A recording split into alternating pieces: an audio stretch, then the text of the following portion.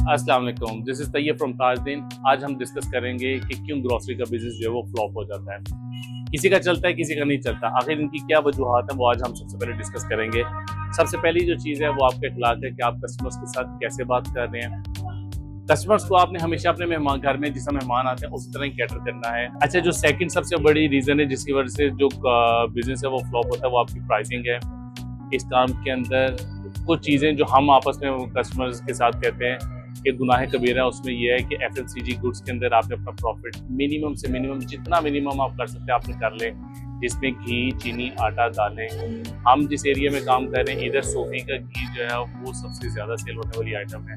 हम उसके अंदर सिर्फ ₹1 या समटाइम ₹2 पर केजी जो है वो प्रॉफिट रख के हम लोग आगे से सेल कर देते हैं। कुछ चीज़ें जो हाई प्रॉफिट की है, जिसमें शैम्पूज़ हैं, कॉस्मेटिक्स हैं, जिनमें 20% भी है, 25% भी है, 30% मार्जिन भी है, लेकिन उनकी जो सेल है वो उस हिसाब से नहीं होती जिस हिसाब से घी, चीनी, आटा, दालों की होती है। अच्छा, तीसरी जो सबसे मेन रीज़न है जिसकी वजह से किसी का भी कारोबार अगर डिस्टर्ब होगा या ख़राब होगा या फ्लॉप होगा, वो यही होगा कि अगर आपको पता है कि एक चीज़ नहीं सही तो वो आपने कस्टमर्स को हरगिज़ नहीं देनी।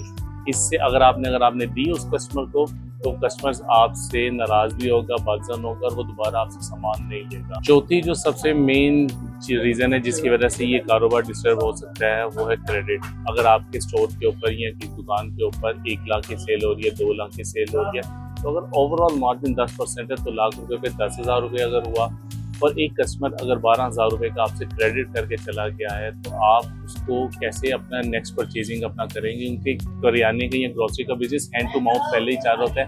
आपके पास आज 20 लाख होगा और आप इससे सामान ले लोगे तो वो 20 लाख में आपको पता भी नहीं चलेगा कि आपका सामान किधर गया और वो पैसे किधर चले गए।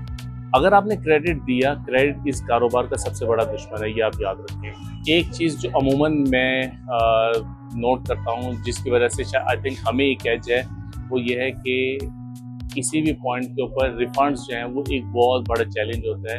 अगर आपने अपने मोहल्ले में से कोई सामान लिया या कहीं बाहर से सामान लिया या किसी अच्छे शॉपिंग मॉल से कहीं से सामान लिया, तो रिफंड के लिए जो पॉलिसीज़ होती है वो बड़ी स्ट्रिक्ट होती है। हमने अपने काम में रिफंड्स को इसी तरह रखा है जिस तरह आपने सामान लिया, आपने बिल किया और चले गए। अगर आपको सामान पसंद नहीं आ रहा, अगर आपको वो यूज़ में नहीं आ रहा, तो उतने ही खुश असलूबी से हमने वो सामान भी वापस करना है, जो कि हमारा फ़र्ज़ भी है इस चीज़ को करना। अगर हम चाहते हैं कि हमारे पैसे ना ज़ाया हों तो हमारा मेन जो फोकस है वो ये है कि कस्टमर के भी पैसे वो ज़ाया नहीं होने चाहिए। रिगार्डलेस ऑफ क्वांटिटी, क्वालिटी, हमें वो रिफ़ंड खुशी से जो है वो वापस देनी चाहिए।